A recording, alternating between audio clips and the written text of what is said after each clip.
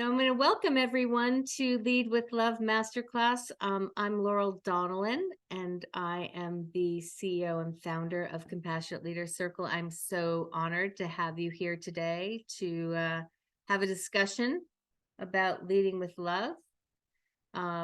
We are right at the top of the hour, so we're going to get started, and we're recording this, so you don't have to furiously write notes because we'll be sharing this deck and recording of our program with you later. So Compassionate Leaders Circle was founded in 2019, and we have a big vision of seeing a world in which leading with love is the path to positive change, peace, and prosperity for all. Our purpose is to celebrate leaders who create compassionate cultures and individuals who seek meaningful work. We have programs that align to those things. And we are a media and learning company. Welcome. A few things about us. We write for Forbes. I have a column in Forbes about compassionate leadership. I've been writing for them since 2018. We have a podcast as well where I get to interview leaders from all over the world. Annually, we do Compassionate Leaders Awards, and we have a great faculty that deliver consulting and leadership programming that leads to compassionate leadership and amplifying compassionate leadership. Today in our masterclass, we're going to discuss leading with love and compassionate leadership. I'm going to teach you something called the 7 C's of compassionate leadership. And you're going to leave with a 3-point personal plan for leading with love, amplifying your ability to lead with love and compassion. A few requests. You may want a place to take notes because I'm going to ask you to do some things. I have cameras on here, but that's actually for another class. I apologize for that. Your cameras are off and your sound is off, so you don't have to worry about that. We're not doing anything where you're going to share things, but I will be at the end. And if people have questions or want to talk, we'll have the recording off and you can talk to me confidentially at the end. I'm going to ask you to be present for 45 minutes unless you have an emergency. We will be providing you recording with slides, and if you could ask questions and just participate through the chat, my business partner, Meryl Erickson, will be sharing what you share through the chat, and that will allow me to interact with you as we do this masterclass. So at Compassionate Leaders Circle, we always do a contemplative practice. So as long as you're not driving, I'd like you to close your eyes. And I'm going to just walk you through a very short guided visualization about compassion. So if you can close your eyes, focus in on your breath. Let go of everything you had to do to get here today and everything that you have to do later. And really do your best to be present.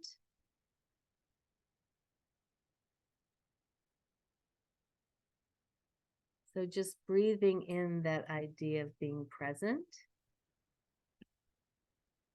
And breathing everything else out. And I already know that if you're here today, you are a compassionate leader and you want to be even more compassionate. So I'm going to just anoint you into the Compassionate Leader Circle here. I'd like you to listen to this and embrace it into your breath and into your heart. Compassionate leadership is using your head and heart to influence and inspire others so they can in turn influence and inspire others. So I'm going to say it one more time. Compassionate leadership is using your head and heart to influence and inspire others so they can in turn influence and inspire others. I'd like you to just ponder that for a couple of breaths.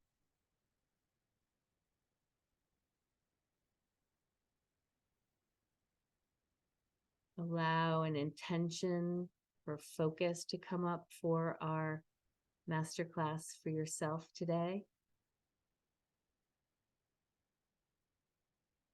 This intention may be a feeling, it may be an image,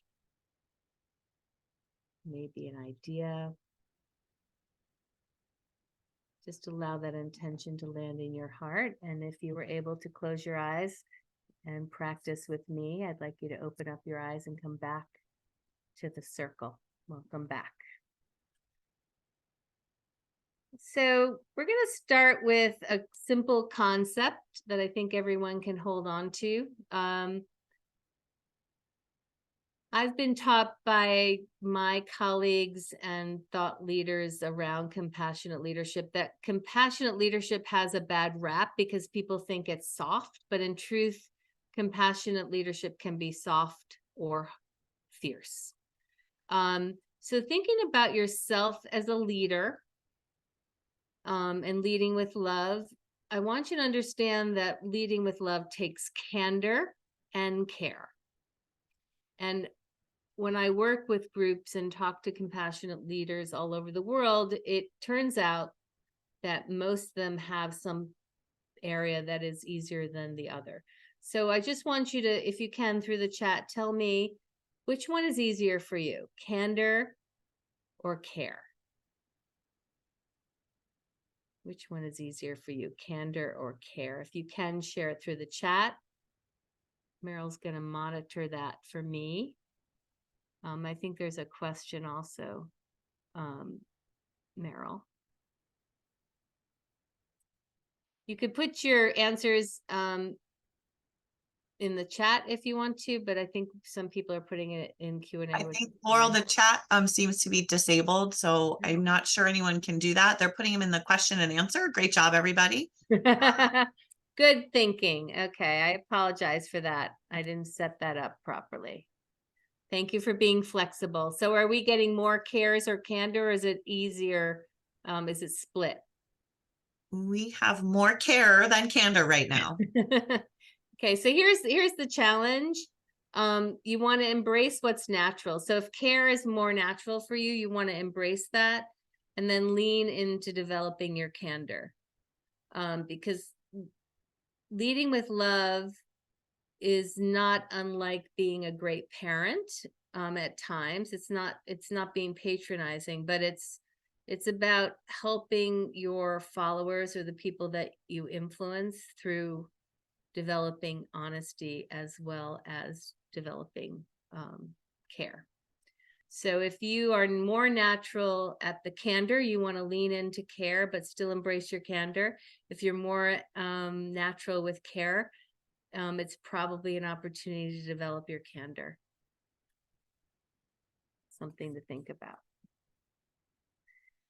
Another way to look at compassionate leadership, this came from, I've been so privileged to interview people, compassionate leaders all over the world since 2018. And one of them that I got to interview has become a dear friend and mentor. His name is Larry Carlson. Larry was one of the pioneers and founders of a little company called HBO. And I was really surprised to hear his story. And part of his story, really unprompted by me, was that he developed this approach to leadership. And this is the way he explained it to me. He said, you know, Laurel, you need to start with honesty. So that's at the bottom of the Carlson leadership pyramid, which I named after him because I learned this from him. You need to start with honesty and transparency when developing a team or a company. And if you can do that, if you can be candid with people, you'll develop trust. And trust is great, but it's not the be all and end all. It's the beginning. If you can develop trust, then you can have a team that is really intimate with each other. And he means by that you share things that are hard, you share things that are great. You might share your history, your personal history, as well as things about your family. You might be vulnerable with one another. And he said, you know, if you can get to that point, then it really gets interesting because then the team can start loving each other And if they can start loving each other, magic happens, because then you can build companies, build teams, build performance without even talking to one another. Things can really sing when you get to love. So leading with love is a real thing. It's a real strategy, and it works. And if you're interested in learning more about Larry, I wrote a piece about him. You can Google Forbes and Larry Carlson and learn a lot more about him and his approach to leadership. Laurel, Yes. I had one thing come up in the Q&A that I think is Yeah. worth discussing Yeah, briefly on great. that. Just someone mentioning creating kind of fear of creating defensiveness with candor and how to balance that appropriately. Great question. Yeah. So I think what for the purposes of our short masterclass today, I think we can go back to this candor and care. I think if you can offer candor through the lens of care, you're not going to get in trouble, right? So coming at someone who doesn't trust you with a lot of criticism is not helpful. Developing a relationship where you give a lot of feedback, maybe not criticism, but feedback through the lens of care can develop trust. So I think none of us likes to be criticized. None of us likes to be told hard things if we don't have that element of care. So if people are being defensive when you're giving them feedback, you probably need to work on the love and care part. And we'll talk more about that in a few minutes. Great question. If I don't answer your question thoroughly, please ask it again, and I'll circle back to it or ask it in another way. My friend from New Zealand is calling me. I'm sorry about that, but I'm happy that she's calling me because I miss her. Okay. So next thing we're going to talk about is the ROI for compassion. So I know many of you have studied ancient wisdom. You might have done that through yoga or church or at school or in philosophy. So compassion has been a thing in the world for thousands and thousands of years. Just in the last 16 to 20 years, academics at business schools have actually started studying compassion and the ROI of compassion. And these are a few stats that support leading with love.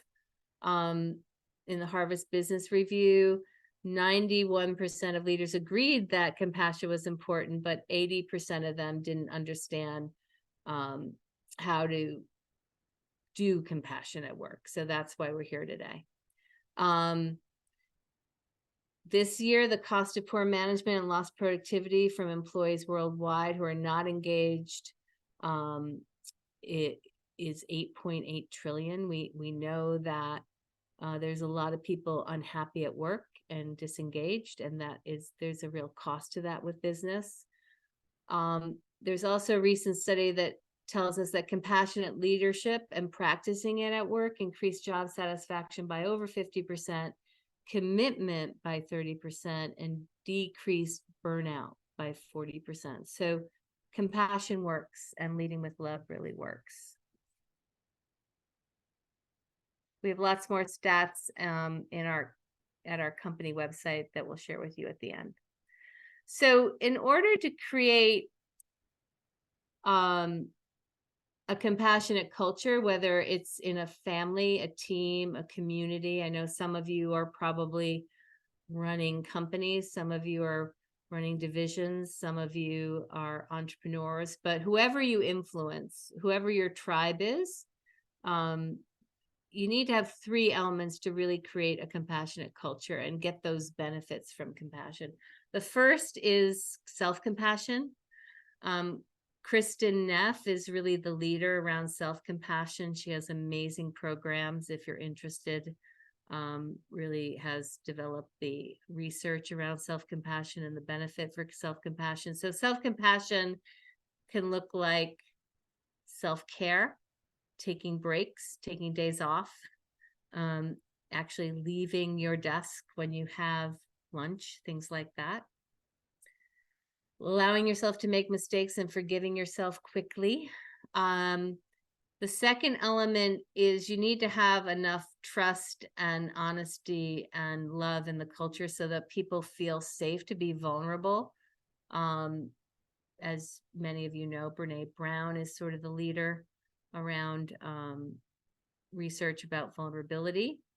And there's a lot of data that backs up having a healthy culture includes vulnerability, and it's very powerful and often makes perfect sense, but isn't often practiced. And so you can, as a leader, you can start being vulnerable and transparent with others and telling them what's really going on, and they'll feel more comfortable being vulnerable.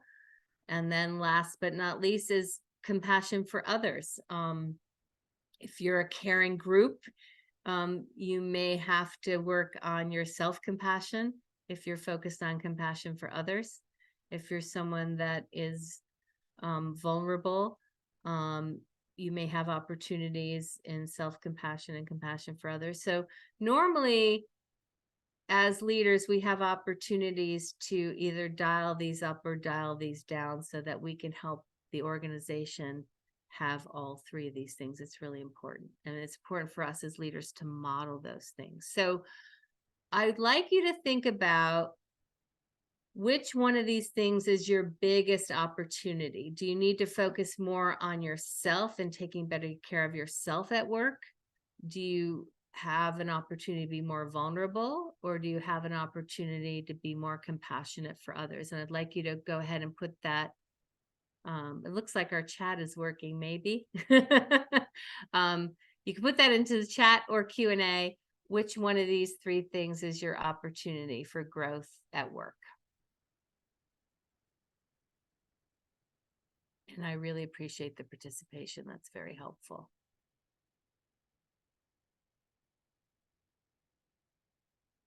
And at the end, we'll come back to these concepts and have you create a personal commitment plan for what to do about this, so you can bring the learning forward. So Marilyn, far, any we have questions? equal responses about All three? self-compassion and vulnerability to others. Nice. Self-compassion, vulnerability to others. That makes sense. That's often the case. So it's good to revisit definitions of love and compassion, especially when you're working with these concepts at work. People often conflate them with things that aren't really appropriate at work, and that's sometimes why we may be uncomfortable. I mean, I've been working at Compassionate Leaders Circle since 2019 and kind of shifted my practice into leading with love. And I'm always surprised that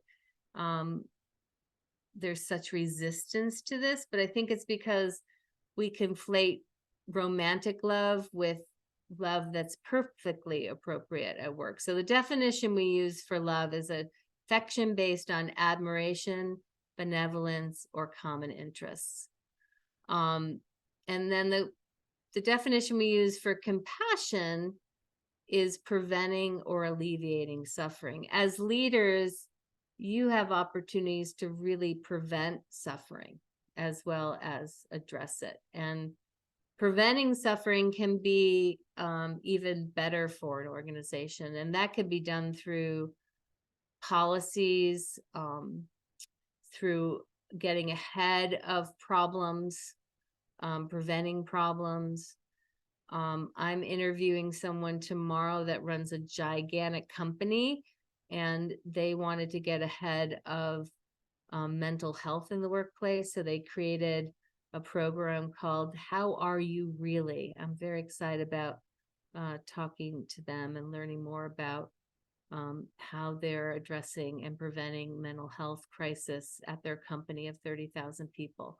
So love and compassion are connected. The more you demonstrate love, have attention to love, leading with love, and the more you practice compassion, you'll have one affects the other. So love fuels compassion and compassion fuels love.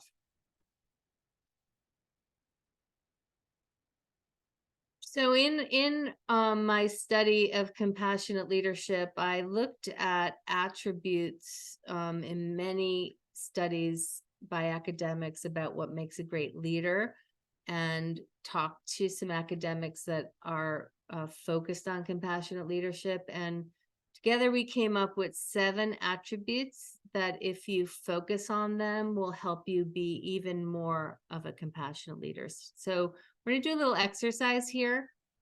I'm going to go through these 7 attributes. And as I do, I'd like you to identify the one that is your natural strength and the one that is your biggest opportunity for growth. So the first one is compassionate, and that is using your influence to prevent and alleviate the suffering of others. And you can write this down. Which one of these is your strength and which one is your opportunity for growth. The next one is confidence, and that is believing in your vision and yourself. Really important, especially if you're going to develop your candor. Collaborative is empowering all stakeholders to leverage their strengths and be leaders. So it goes back to that definition of using your inspiration and influence to inspire others to be leaders. Collaborative. In my practice with leaders, contemplative is often the opportunity. Maybe this may be one for you. So that's taking time to pause and deeply reflect, emerging wiser and more self-compassionate. You can be contemplative through lots of different modalities. I think some people think that they can't do it unless they sit at a mountaintop and meditate for an hour, but contemplative looks different for different people. I have some clients who go into nature to be contemplative. They like hiking, so it's a very active way to be contemplative. I have some clients that like to drive to be contemplative. Some enjoy arts, drawing, or writing. Some do enjoy meditating or going on retreats. So there's lots of ways to be contemplative. The other way to be contemplative is to get enough rest. Get enough rest. Civil. So civil is really important to me as a political animal, something that I'm trying to be more. This is probably my biggest opportunity around, especially around politics, but is to demonstrate respect when confronted with differing points of view and other challenges. As a leader, it's really important that you have a team that has a diversity of ideas. And as a leader, if you're not encouraging that diversity of ideas, you have an opportunity to grow. So civil is the next one. Curious is the learning and listening proactively. The fact that you're here and you're spending time with us makes me think that you're probably a naturally curious person.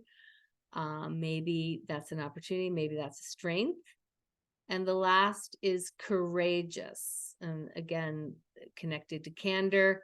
Advocate strongly for themselves, their values, and their stakeholder.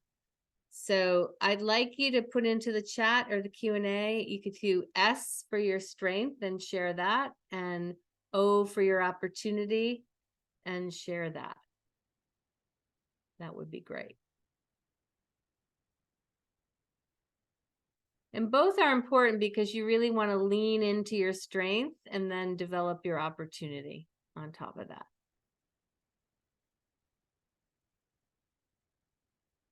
So there's a lot of words on this page. For those of you that came in a bit late, we are going to share the recording of this and the slides. So Meryl, are we getting opportunities and strengths? We are. There's not a lot of pattern yet. So People are everyone pondering. has a slightly different response to what their strength and opportunity is. Yeah. I do see a couple people who believe their opportunity is courage, which I often, Laurel and I, we hear that all the time, I think. How to be compassionate and courageous at the same time. It's hard. Yeah.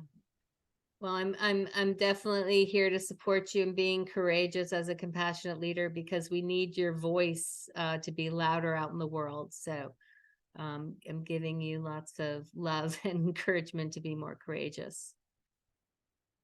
So think about, again, what is your opportunity? What is your strength? Write that down for yourself. Share it with us if you can. And we're going to move on to a self-reflection exercise. So this is for you.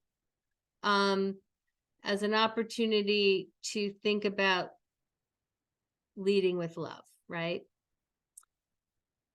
So first of all, what is a leadership challenge that you have and are you ready to work on in the next 30 days? So that might be a strategy or policy challenge. It might be a sales challenge. It could be that you have a particular colleague or direct report that is challenging you.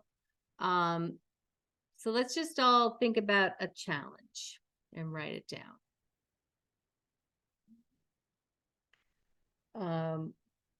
My challenge is, it's been a very good year, and I think with the impending shutdown and other things that are going on in the world, we have a revenue and sales challenge to address for the next 90 days, and we're going to do that. So that's my challenge. And how can you use the 7 C's to solve the problem? For me, it's all about being courageous. So Meryl and I are in a little bit of a sales blitz, and we're both getting out of our comfort zone and taking lots of actions to get our wares out into the world.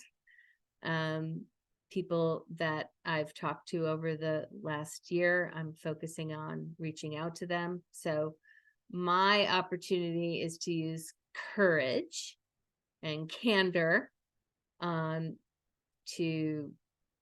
develop business relationships. So I'd like you to think about, which of the 7 C's do you want to apply to this problem?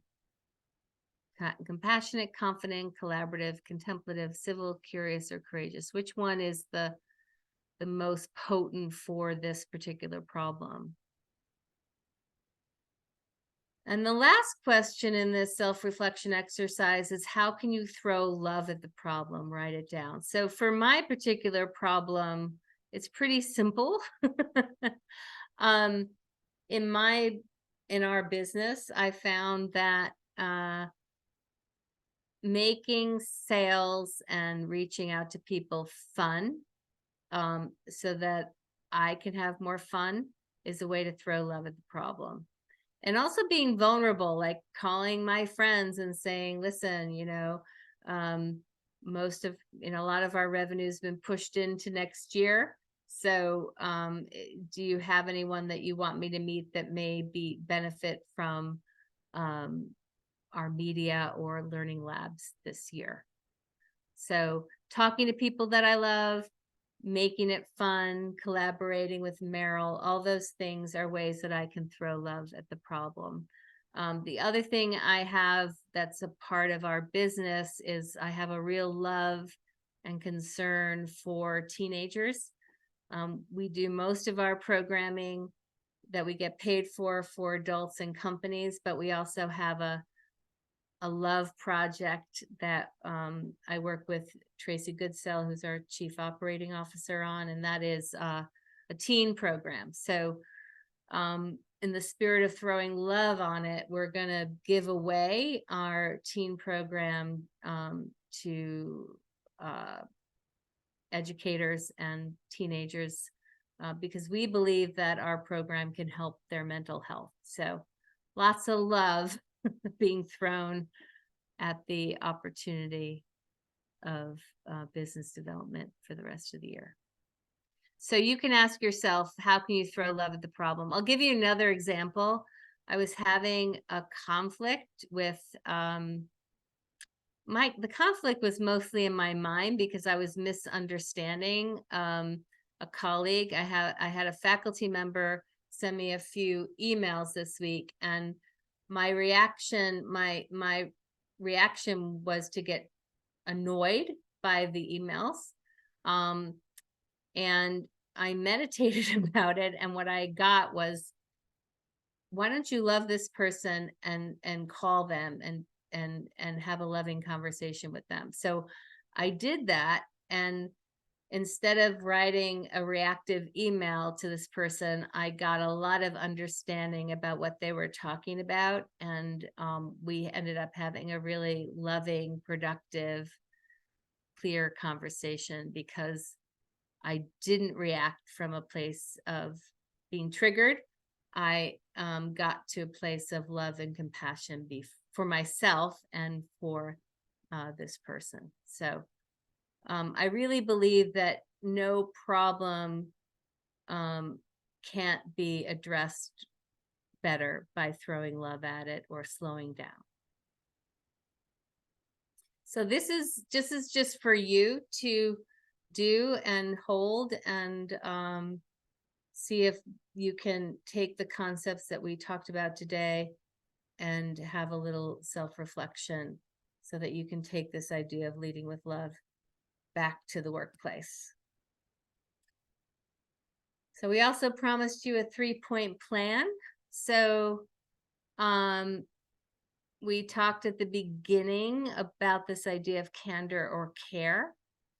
Which one is your natural and which one is your opportunity? So in this case, I'd like you to think about your opportunity and think about one action you can take in the next 30 days to develop the part that is the opportunity for growth.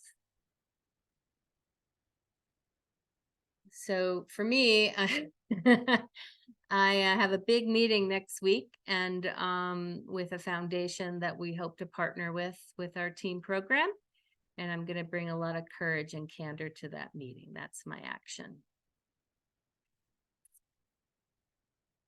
One specific action you could take to be more self-compassionate or vulnerable in the next 30 days at work. Again, we talked about maybe allowing yourself more leeway when you make a mistake, or identifying one person you want to get closer to at work and maybe being vulnerable with that person, because that is a great action to take. Think about one action you want to take to be more self-compassionate or vulnerable in the next 30 days, whichever is your opportunity. And then last but not least, I want you to think about one specific action you can take to transform your leadership challenge with the 7 C's and throwing love at it, which was the exercise we just did in the next 30 days. So you can write those actions down.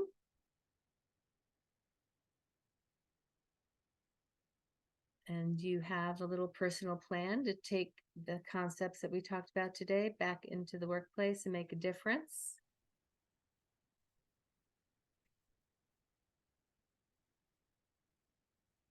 So thank you so much for participating. And we're not quite done. I'd still like you to participate with me. So based on everything we went over for the last 33 minutes, I'd love to hear from you what personal insights you have, something that you might be taking away from this, or questions you might have about anything I've talked about.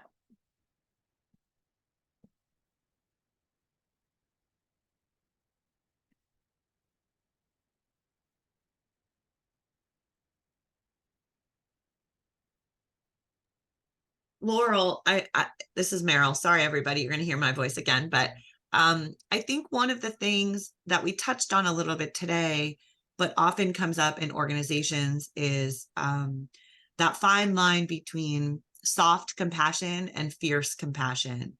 And how do you be a kind and empathetic and understanding leader and also hold people accountable? I had another call yesterday with somebody who had the same thing. He said, I don't think I'm a very good leader. I'm really nice, but I don't think I'm a very good leader. And so I wonder if you have any other particular pieces of advice to share with the group about how to take that on. Yeah, I think going back to what we covered today, I think just accepting where you're at and taking baby steps, right? So you're probably a better leader than you think you are. And I think number one, you have to be authentic, and you don't want to overcorrect. You don't want to change your personality, but you may want to change a little bit of your behavior. So if you just go back to this candor and care concept, just as a place to start, if you're going to run an organization, you're going to have people, you want to help people be excellent. And without candor and clarity, it's hard to help people be excellent. So if you're naturally caring, you still want to continue doing that because that's important. It's not like fierce or soft, one is better than the other. Both are important, right? So start with what's natural, and then just dial up the other side. So if you're naturally caring, you can still be caring, but on the candor department, you're going to help people be excellent by being truthful about what their job is and how they're doing. So I think you just need to start with baby steps, and over time you'll become more comfortable with candor. But you don't want to let go of the care, and vice versa. So if you're naturally candid, that can be very good. That can be very helpful in an organization. I work with a big organization right now, and on the executive team, there's really only one person that is like super candid, and they are so important to that organization. So if you are naturally candid, embrace that, embrace the truth sayer in you, but think about how you can dial up and develop care slowly and authentically. You can't really turn yourself into someone you're not. We have a few other questions in here. Yeah, I'll just bring them up great. here. The first one, I think I'll tackle a little. Stacy, you asked about more time for contemplation. I'm with you. I have 3 little kids, and my life is busy all the time. And I think one of the things I didn't realize is that it doesn't have to be a 25-minute commitment on a daily basis. If I can find 5 minutes in the course of the day, and maybe it's 2 at one point and 3 in another, to just take a few deep breaths or take a little walk and just disconnect from whatever I'm doing, feels so much more manageable to me than taking on a regular conscious meditative practice where I'm like, sitting in Indian style on the floor with my candles lit and my soft music. Like, that's just not real for me. So if you, like Laurel was just saying with this, take a baby step towards it, right? Just give yourself 1 minute once a day, just one, and see if that helps you get a little bit closer. Let's see, there was another question here about how can we be good ambassadors for compassionate leadership in an environment where people are seen as a means to an end? That's a really honest question, a Yeah. candid question. Everyone has an opportunity to bring more compassion to work, no matter what your position, no matter what the situation. So I think personally, you have to figure out if you want to be a warrior and work hard at changing the culture, and that may take time, and that may take a lot of courage, but some people love that fight and they want to be in that fight. If you aren't up for being a warrior, you may have to find a tribe or a place or a culture that believes in this stuff. I know for us as a company, we have to work with people that have a foundational belief that compassion is a good thing at work. We can't really convince people that it's not. I've spent a lot of time trying to. There's a lot of data that backs me up, but what we find is we have to start at a baseline where we're working with cultures that have, believe this is important, or with a CEO that believes this is important.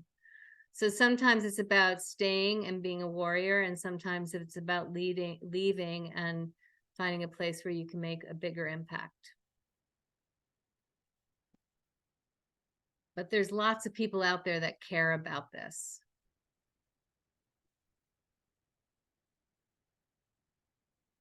Any other Similar question here, just about resistance when you try to bring up a conversation about leading with love. Is any strategies or approaches that are helpful to try to navigate that more successfully? I think language is really important. So if people aren't ready for the love word, you might start with care. You might start with the idea of employee satisfaction. I think sometimes you have to start with what is the ROI to the organization. So you have to meet people where they're at. If they're not ready to talk about love at work, you might just talk about productivity. So language is really important. Meeting people where I they're at. also want to share Yeah. something, Laurel, you've said to me a number of times as you talk about love, because I think I'm one of those people that reacts to the word love at work, like, oh gosh, what is that? But truly, I think that we love our friends and our families, and we love our alma maters, and we love ice cream. Laurel, that was the one that always made me laugh. And so why can't we love at work? Right? And why can't we love the people we spend more time with than probably anybody else? And what's wrong with that? And I think that those are really good questions to ask and to make people think about it. Yeah. It's a different way to consider your job and your coworkers and your teams, but I do think when you change the language around it, it can be a more powerful statement. Yeah, I think, we overuse the word love, I think, in so many ways. So yeah, I'm a big fan of the word. I think the older I get, I'm 63. I just don't have, I nothing is more important than love for me. And whether it's love at work or love with my friends or love with my family, and we've interviewed someone named Maria Church, who's an academic that actually has a love at work model. So I think the other thing that's happening as a trend is people are looking for support. 20 or 30 years ago when I started my management career, well, it's more like 40 years ago, love wasn't part of the nomenclature, and people found love other ways. They found it through church, they found it through community, but what people wanted at work was clarity. And years later, what people want at work is support. And they want help with emotional issues, they want help with family issues. So in a lot of ways, our social constructs have changed, and like it or not, people depend on work for a lot of things they used to not depend on it for.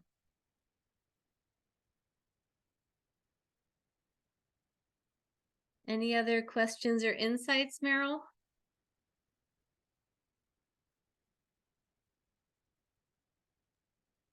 Let me see. I got one more thing that just popped up here, Laurel.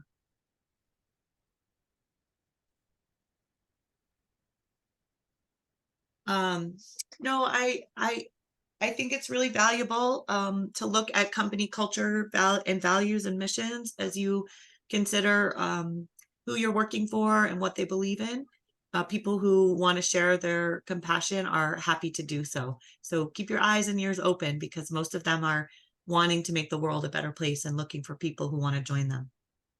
Yeah, and I think if you're feeling alone in an organization about this topic, look for one other person. You may not be able to change the whole organization, but I bet there's at least one person that wants to collaborate and talk about it. We have lots of resources, including additional research on our website. We also have something new.